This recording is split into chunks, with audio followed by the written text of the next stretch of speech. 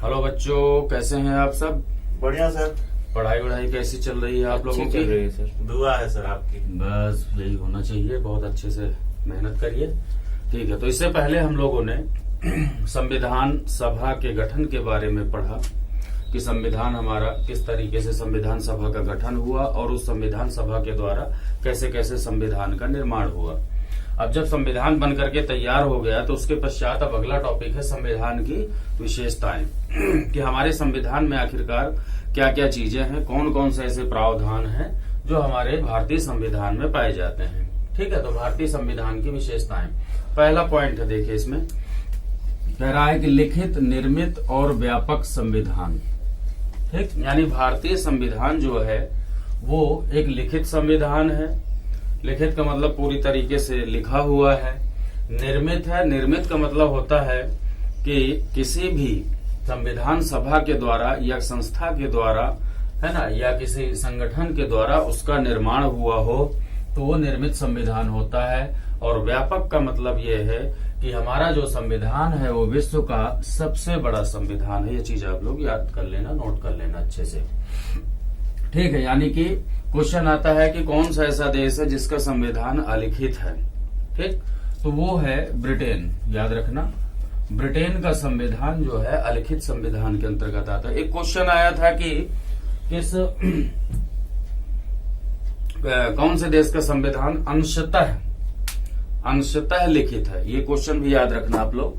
तो वो भी ब्रिटेन ही, यानी थोड़ी बहुत मात्रा में लिखा है और ज्यादातर जो है वहां पे अलिखित इसलिए माना जाता है कि रूढ़िवाद के आधार पर, परंपराओं के आधार पर, न्यायिक निर्णयों के आधार पर ब्रिटेन का संविधान जो है बना हुआ है। तो अलिखित संविधान है ब्रिटेन का। इसके ठीक विपरीत जो हमारा संविधान है वो पूर्णतः लिखित है, निर्मित है और व्यापक इसलिए कि विश्व का सबसे बड़ा संविधान है हमारा भारतीय संविधान। ठीक है, अगर इसमें हम बात करें कि अमेरिका के संविधान की अगर हम बात करें तो अमेरिका के मूल संविधान में कुल जो है 7 अनुच्छेद हैं। ये चीज आप याद रखना, अमेरिका के बारे में अक्सर पूछा जाता है। अमेरिका के मूल संविधान में टोटल कितने अनुच्छेद हैं? तो वो है 7। 7 का मतलब लगभग 150 शब्द। ठीक, यानी 1-1.5 पेज का आप जेब में भी डाल के चल सकते हैं अमेरिका के संविधान को। और हमारा संविधान तो बढ़िया वाला, यानी कि इस समय जो है पिछले वीडियो मैंने बताया था लगभग 460 अनुच्छेद, 12 अनुसूचियां और लगभग 25 भाग। इस तरीके से भारतीय संविधान एक बहुत विश्व का सबसे बड़ा लिखित संविधान है। अगला पॉइंट देखते हैं, कह रहा है कि न्यायपालिका की स्थापना। ठीक, हमारे संविधान की विशेषता ये है कि न्यायपालिका यानी सर्वोच्च न्यायालय और जो न्यायपालिका है उसके बारे में पूर्णतः संविधान में ही स्पष्ट रूप से उसका उल्लेख है। और जो न्यायाधीश है उनके अधिकार, वेतन, भत्ते, इन सब के बारे में हमारे संविधान में लिखित रूप से दिया गया है। नेक्स्ट है कि संसदीय व्यवस्था। हमारे भारतीय संविधान की एक विशेष व्यवस्था है कि संसदीय व्यवस्था को अपनाया गया है। अब संसदीय व्यवस्था क्या होती है? ठीक है, 2 तरीके की व्यवस्था होती है, एक है संसदीय और दूसरी होती है अध्यक्षीय। ठीक है, संसदीय व्यवस्था में क्या होता है कि कार्यपालिका और व्यवस्थापिका, ठीक, कार्यपालिका और व्यवस्थापिका का सम्मिश्रण होता है। और अध्यक्षात्मक व्यवस्था में कार्यपालिका और व्यवस्थापिका पूर्णतः पृथक रूप से, स्वतंत्र रूप से कार्य करते हैं। ठीक है, यानी कि यहाँ पर क्या है कि व्यवस्थापिका से ही कार्यपालिका का निर्माण होता है। और संसदीय व्यवस्था में जो प्रधानमंत्री होता है उसके पास वास्तविक शक्तियां होती हैं। और अध्यक्षीय व्यवस्था में जो राष्ट्रपति होता है उसके पास मैन पावर यानी वास्तविक शक्तियां होती हैं। संसदीय व्यवस्था में जो राष्ट्रपति होता है वो नाम मात्र की कार्यपालिका कहलाता है, यानी राष्ट्रपति के पास हमारे जो है मेन पावर नहीं होती। देखा होगा आप इंडिया में कि जो है प्रधानमंत्री मेन पावर रखता है। तो ये संसदीय व्यवस्था वाले देश हैं। और अध्यक्षीय व्यवस्था के अंतर्गत राष्ट्रपति, जैसे अमेरिका है, फ्रांस है, चीन है, रसिया है, ये अध्यक्षीय व्यवस्था वाले राष्ट्र हैं। और संसदात्मक व्यवस्था वाले जैसे ऑस्ट्रेलिया है, ब्रिटेन है और भारत है, पाकिस्तान, ये सब जो है संसदीय व्यवस्था वाले देश हैं। तो ये चीज याद रखना कि भारत में संसदीय व्यवस्था को अपनाया गया है। ठीक, अगला पॉइंट कह रहा है कि नम्य तथा अनम्य, यानी भारतीय संविधान की एक विशेषता है, इसमें नम्यता भी है और अनम्यता भी। नम्य और अनम्य का मतलब होता है, नम्य का मतलब लचीला और अनम्य का मतलब कठोर। ठीक, यानी भारतीय संविधान ऐसा संविधान है कि इसमें कठोर और लचीला दोनों का मिश्रण है। कुछ मामले में यानी ज्यादातर मामले में जो हमारी संसद है वो भारतीय संविधान में संशोधन साधारण बहुमत से कर सकती है, लेकिन कुछ विषय ऐसे भी हैं जिनमें संसद साधारण बहुमत से उनमें संशोधन ना करके कुछ विशेष प्रक्रिया अपनानी पड़ती है, जैसे राज्यों की सहमति लेनी पड़ती है, तो वो अनम्य यानी कि कठोरता का जो है पुट समाहित है। तो नम्य और अनम्य यानी लचीला और कठोर। अगर आ जाए क्वेश्चन की अमेरिका का संविधान कैसा है, तो अमेरिका का जो है कठोर संविधान है। ठीक है, क्वेश्चन आ जाए कि विश्व का सबसे कठोर संविधान, तो अमेरिका का। क्वेश्चन आ जाए कि विश्व का सबसे लचीला संविधान, ठीक है, यानी नम्य लचीला संविधान अगर आ जाए विश्व का सबसे लचीला, तो वो है ब्रिटेन। और भारत में आ जाए तो भारत में दोनों चीजें शामिल हैं, कठोर और लचीला दोनों ही।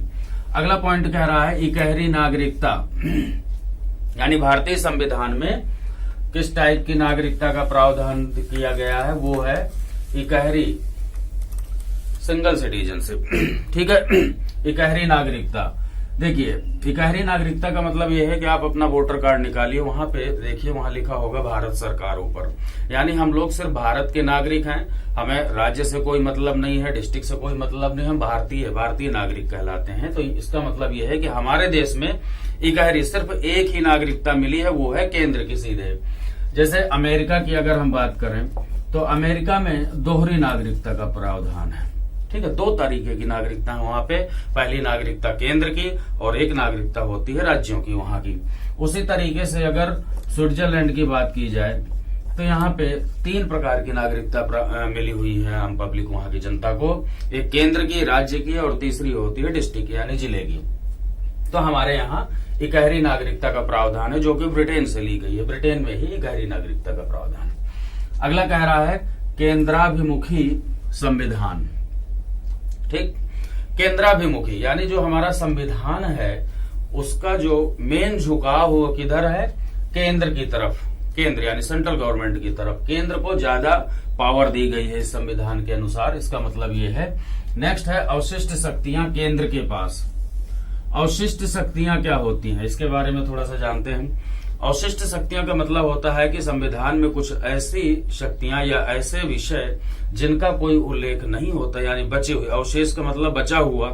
तो जो अवशिष्ट शक्तियां हैं जिनका उल्लेख नहीं है वो किसके पास, ये मोस्ट इंपोर्टेंट क्वेश्चन है, कई बार आया हुआ है कि अवशिष्ट शक्तियां हमारे संविधान में किसको प्रदान की गई हैं, तो वो जो है केंद्र को दी गई है, केंद्र के पास है। यानी अगर कोई ऐसा मैटर उत्पन्न हो जाए जिसका संविधान में उल्लेख ही नहीं है तो उस पर कानून बनाने का अधिकार किसे होगा, सीधे केंद्र सरकार को, राज्यों को उसमें कोई भी पावर नहीं दी गई है।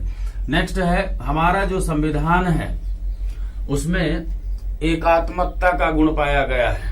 अब एकात्मक और संघात्मक दो चीज मिलेंगी, ये एकात्मक और यहाँ पे देखिए ये है संघात्मक, दो चीजें मिलेंगी। अब ये एकात्मक और संघात्मक ये दो तरीके की व्यवस्थाएं होती हैं, एकात्मक और दूसरा है संघात्मक।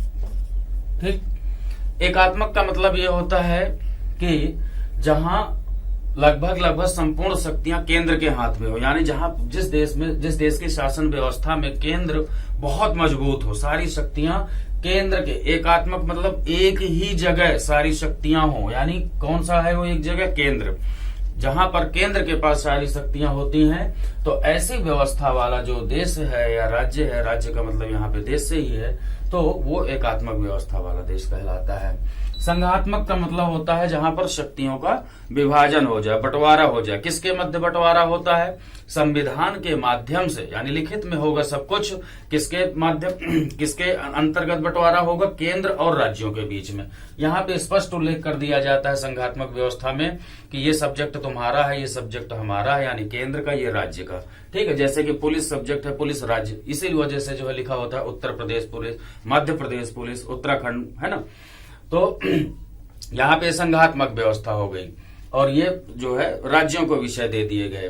ठीक है, परमाणु ऊर्जा है, रेलवे है, या बहुत सारी चीजें हैं जो केंद्र के हाथ में है, तो उनपे कानून बनाने का अधिकार केंद्र को दिया गया है। नेक्स्ट देखिए, अब एकात्मकता के गुण। ये क्वेश्चन अक्सर आता है कि निम्न में से कौन सा ऐसा पॉइंट है या तत्व है जो एकात्मकता को नहीं दर्शाता या भारतीय संविधान में एकात्मकता का गुण है। तो कौन कौन से एकात्मक व्यवस्था वाले गुण हैं? पहला है एकल नागरिकता, जो मैंने अभी पढ़ाया, इकहरी नागरिकता या एकल नागरिकता, सिंगल सिटीजनशिप। ये एकल नागरिकता का मतलब ये है कि यहाँ पर आपने देखा होगा सिर्फ केंद्र की नागरिकता मिली हुई है लोगों को। इससे ये मतलब ये है कि नागरिकता से संबंधित जो भी कानून बनेगा वो सिर्फ केंद्र ही बना सकती है। अभी नागरिकता संशोधन विधेयक को लेकर के, ठीक है, बहुत चर्चा में रहा है ये आर्टिकल। तो एकल नागरिकता। दूसरा पॉइंट इसी के एकात्मक व्यवस्था के अंतर्गत आता है केंद्र राज्य का एक ही संविधान होना, यानी जो केंद्र का संविधान है वही राज्यों का। देखा होगा हमारे देश का संविधान सिर्फ एक ही है जो कि सभी राज्यों पे लागू होता है और केंद्र पर भी लागू होता है। अभी तक सिर्फ जम्मू कश्मीर एक ऐसा राज्य था जिसका खुद का एक अलग संविधान था और उसे भी अब समाप्त कर दिया गया था। पूरे भारत में जितने भी 28 राज्य हैं उन सभी के लिए एक ही संविधान है, याद रखना, वो है पूरे देश का। केंद्र के लिए भी वही है। अगला पॉइंट, राज्य सूची पर कानून बनाने का अधिकार। देखिए कुछ ऐसे सब्जेक्ट हैं तो जिस पर राज्य सूची के विषय, जो राज्य सूची के अंतर्गत आने वाले विषय हैं, उनमें भी केंद्र कानून बना सकता है। यानी जो केंद्र सरकार है, राज्य सूची यानी राज्यों के अधिकार क्षेत्र में आने वाले विषयों पर भी केंद्र अगर चाहे तो कानून बना सकता है। कुछ परिस्थितियां हैं, आगे जब आएगा तो उसे मैं अच्छे से क्लियर करवा दूंगा। यहाँ पे कुछ पर्टिकुलर आर्टिकल्स भी हैं इसके। तो यहाँ पे देखिए राज्य सूची पर भी कानून कौन बना सकता है? केंद्र। इसलिए ये एकात्मकता का गुण हो गया, यानी सीधे केंद्र के पास पावर है। अगला है आपात उपबंध, यानी जो राष्ट्रपति को आपातकालीन शक्तियां दी गई हैं वो जो है एकात्मक व्यवस्था को दर्शाती हैं। क्यों भाई?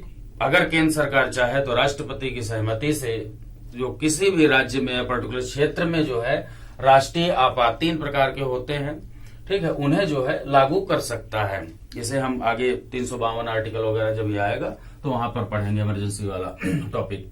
नेक्स्ट है एकीकृत न्याय व्यवस्था, ठीक। एकीकृत न्यायपालिका हमारे देश में जो है एकीकृत यानी नीचे से ऊपर क्रम एक बना हुआ है, जैसे डिस्ट्रिक्ट कोर्ट, हाई कोर्ट, फिर सुप्रीम कोर्ट, बिल्कुल सीरीज में एकीकृत न्याय व्यवस्था है और इन्हें पूरा अधिकार है। जो जज है अपना अधिकार क्षेत्र अलग है, इनमें किसी भी तरीके से जो गवर्नमेंट है उस पर कोई हस्तक्षेप नहीं कर सकती। नेक्स्ट है अगला कि राज्य के नाम, सीमा, है ना, इनमें परिवर्तन करने का अधिकार केंद्र को मिला गया है। आर्टिकल 3 में अगर हम देखें तो वो यही कह रहा है कि संसद को यह अधिकार दिया गया है कि वो किसी भी राज्य के नाम में परिवर्तन कर सकती है, सीमा में परिवर्तन कर सकती है, 2 राज्यों को मिला के एक राज्य बना सकती है, एक राज्य से 2 राज्य बना सकती है। तो ये जो पावर है सिर्फ केंद्र सरकार को है। तो ये वाला जो पॉइंट हुआ ये कैसा पॉइंट है? एकात्मक। नेक्स्ट पॉइंट देखते हैं। अब कह रहा है कि भारतीय संविधान में संघात्मक व्यवस्था के कौन कौन से पॉइंट है। संघात्मक मैंने कहा कि संघात्मक का मतलब होता है शक्तियों का विभाजन, यानी जहां पर केंद्र और राज्यों के मध्य संविधान के माध्यम से शक्तियों का विभाजन कर दिया जाता है, बंटवारा कर दिया जाता है। तो ऐसी व्यवस्था वाले प्रणाली को हम संघात्मक व्यवस्था कहते हैं। अब संघात्मकता के तत्व कौन कौन से हैं हमारे संविधान में, उसे देखते हैं। पहला है देखिए संविधान की सर्वोच्चता। ये मोस्ट इंपोर्टेंट है क्योंकि इसे अमेरिका से जोड़ के जो है क्वेश्चन पूछता है। और अमेरिका में संघात्मक व्यवस्था, यानी अमेरिका संघात्मक व्यवस्था वाला देश है, ब्रिटेन एकात्मक व्यवस्था वाला देश है। तो इस तरीके से हमें याद रखना है कि जो संघात्मक व्यवस्था वाला देश होगा उसमें संविधान ही सब कुछ होता है। संविधान सर्वोच्च होगा, कोई पद सर्वोच्च नहीं होता, कुछ नहीं होता, संविधान सर्वोच्च होता है। तो ऐसे में जो है क्यों सर्वोच्च है? क्योंकि संविधान में सब कुछ पहले से लिख दिया जाता है कि ये केंद्र की पावर है, ये राज्य की पावर है और इसमें किसी तरीके कोई टकराव ना हो और आपस में कोऑर्डिनेशन बना करके और देश का संचालन करें। अगला है शक्तियों का विभाजन। देखिए वही पॉइंट है जो मैं बार बार बताया जा रहा हूं कि संघात्मक व्यवस्था के अंतर्गत सब कुछ लिखित रूप में शक्तियों का विभाजन कर दिया जाता है। ये वाला जो पॉइंट है ये सबसे ज्यादा इंपॉर्टेंट है। हमेशा क्वेश्चन में आता है कि संघात्मकता का सबसे महत्वपूर्ण तत्व, सबसे महत्वपूर्ण, ये जितने भी पॉइंट हैं यहां तक इनमें सबसे महत्वपूर्ण तत्व यही है शक्तियों का विभाजन। संघात्मकता का मतलब शक्तियों का विभाजन। अगला है स्वतंत्र न्यायपालिका। ये वही पॉइंट है, संघात्मक में जो है न्यायपालिका जो सर्वोच्च न्यायालय होती है वो बिल्कुल स्वतंत्र रूप से कार्य करती है, किसी के प्रेशर में कार्य नहीं करती। न्यायिक पुनराविलोकन का अधिकार होता है। कार्यपालिका और व्यवस्थापिका के द्वारा जो भी नियम कानून बनाए और लागू किए जाते हैं उन्हें उनकी ये समीक्षा कर सकती है ना, न्यायिक पुनर्विलोकन कर सकती है। और अगर कानून संविधान के अकॉर्डिंग नहीं है तो न्यायपालिका को यानी सुप्रीम कोर्ट को ये पावर होती है कि उस कानून को रद्द कर सके। नेक्स्ट अगला क्वेश्चन है उच्च सदन का राज्य सदन होना। उच्च सदन का मतलब कौन सा है? राज्यसभा। राज्यसभा जिसे आज की डेट में हम कहते हैं वो उच्च सदन है, और लोकसभा जो होता है उसे निम्न सदन कहते हैं। ठीक, तो राज्यसभा में सभी राज्यों से कुछ एक संख्या निर्धारित है हर राज्य के लिए, वहां से चुन करके जो सदस्य जाते हैं और केंद्र में बैठते हैं, उससे ये होता है कि भाई हाँ हर एक राज्य का अपनी एक सीटें निर्धारित है ना, वहां पर हिस्सा है और ये जाकर के वहां बैठते हैं। तो ये एक तरीके से शक्तियों का विभाजन ही है और संघात्मक व्यवस्था के अंतर्गत आता है। नेक्स्ट पॉइंट देखते हैं, हमारे संविधान की जो विशेषता है और क्या क्या है, वो है विदेशी संविधानों का समावेश। यानी हमारे संविधान जो इतना बड़ा बन गया उसके पीछे क्या क्या रीजन रहे, वो विदेशी संविधानों का समावेश है। वैसे तो उस दिन मैंने बताया था कि 1935 का जो अधिनियम है हमारे संविधान में लगभग 2/3 हिस्से को सेम टू सेम रख लिया गया है। वो तो है ही है, इसके अलावा और बाकी देश हैं जहां से कुछ न कुछ लिया गया है, इसीलिए विश्व का ये सबसे बड़ा संविधान बन गया। यानी लगभग 60 देशों से हमने कुछ न कुछ लिया है अपने संविधान को बनाने के लिए, इसीलिए भारतीय संविधान को उधार का थैला भी कहा जाता है। अब कहां कहां से क्या क्या चीजें ली गई हैं उसके बारे में देखिए, यहाँ पे आप लोग अच्छे से नोट्स बनाते रहें। और एक चीज याद रखना भाई कि अगर वीडियो अच्छा लग रहा हो तो कम से कम लाइक कर दिया करें, सब्सक्राइब कर दिया करें और ज्यादा से ज्यादा लोगों तक शेयर कर दें। ठीक है, देखिए, और ये जो मैं टॉपिक करवा रहा हूं ये किसी भी एग्जाम में आप बैठ जाएं, इससे बाहर कुछ नहीं आने, क्योंकि ये बिल्कुल निचोड़ दे रहा हूं सारी चीजों का। ना तो फालतू का मैटर है, ना मैं ज्यादा बात करता, जितना है भाई वही है। तो आप अच्छे से तैयार करते रहें। नेक्स्ट देखिए, इसमें कह रहा है कि कौन कौन से विदेशों से हमने क्या क्या लिया है। पहला पॉइंट है ब्रिटेन। ब्रिटेन से हमने क्या क्या लिया है, तो देखिए ब्रिटेन से मैंने बताया संसदीय व्यवस्था, ठीक, प्रधानमंत्री का पद, मंत्रिमंडलीय व्यवस्था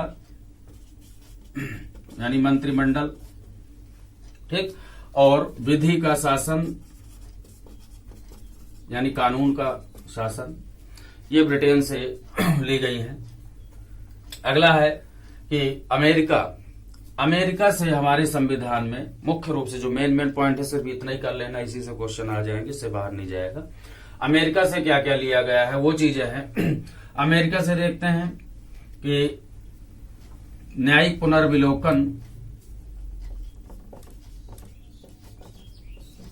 पुनर्विलोकन और इसमें जो है मूल अधिकार, ये मोस्ट इंपोर्टेंट है।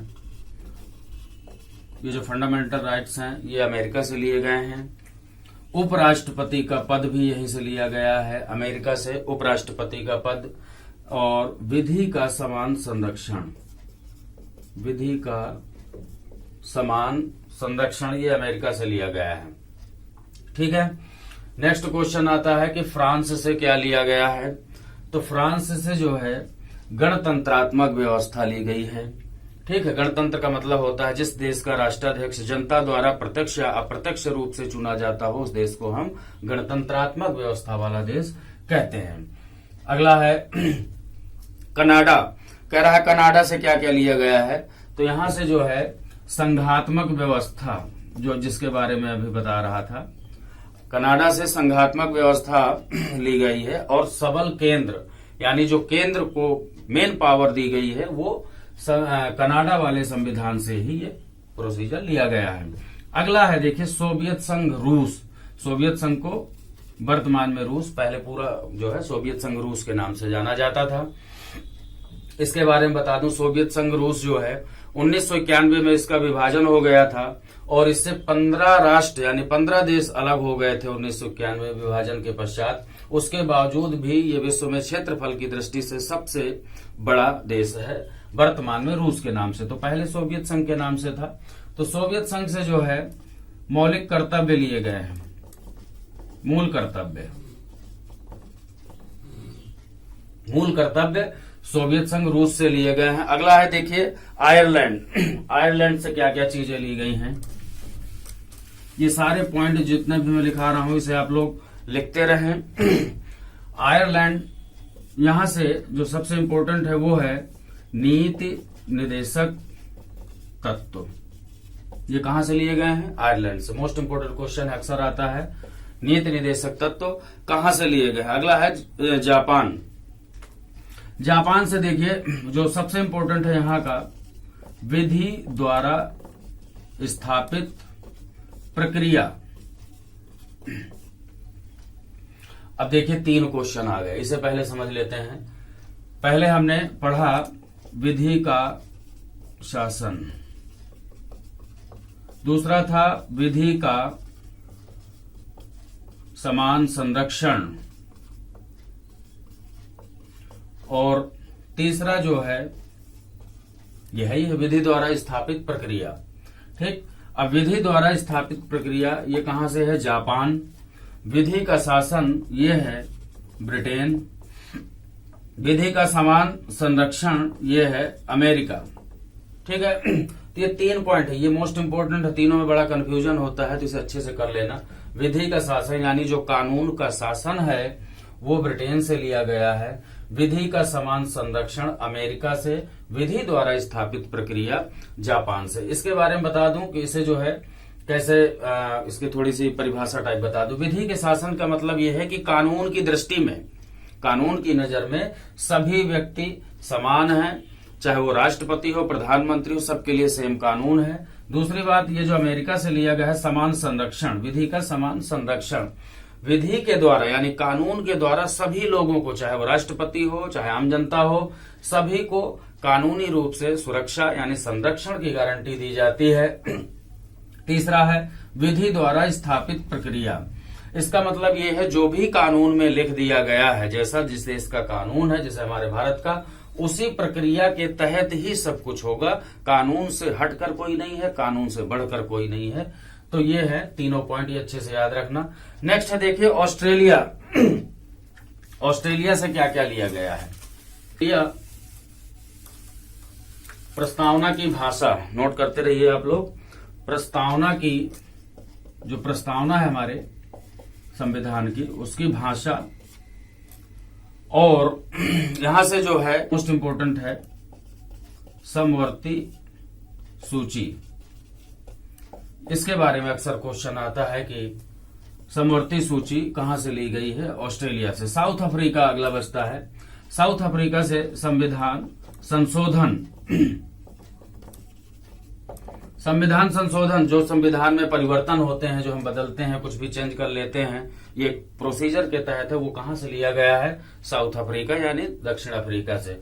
और लास्ट है जर्मनी। जर्मनी देखिए, जर्मनी से लिया गया है आपात उपबंध, यानी राष्ट्रपति को जो आपातकालीन शक्तियां इमरजेंसी दी गई हैं, है ना, उसके बारे में प्रावधान लिया है हमने जर्मनी से। तो देखिए ये संविधान की विशेषताओं वाला पूरा टॉपिक था। और बच्चों अच्छे से मेहनत करिए आप लोग, अगर मेरे साथ जुड़े रहेंगे, लगे रहेंगे, थोड़ी सी अगर आप लोग मेहनत करेंगे जितनी मैं मेहनत कर रहा हूं, तो निश्चित तौर पर सफलता मिलना बिल्कुल जिद है एक तरीके से। ठीक है, और इसे वीडियो को ज्यादा से ज्यादा लोगों तक शेयर कर दें, लाइक कर दें, सब्सक्राइब कर दें, और बेल आइकन को जरूर प्रेस कर दें, जिससे आने वाले नए वीडियो आपको मिलते रहें। धन्यवाद।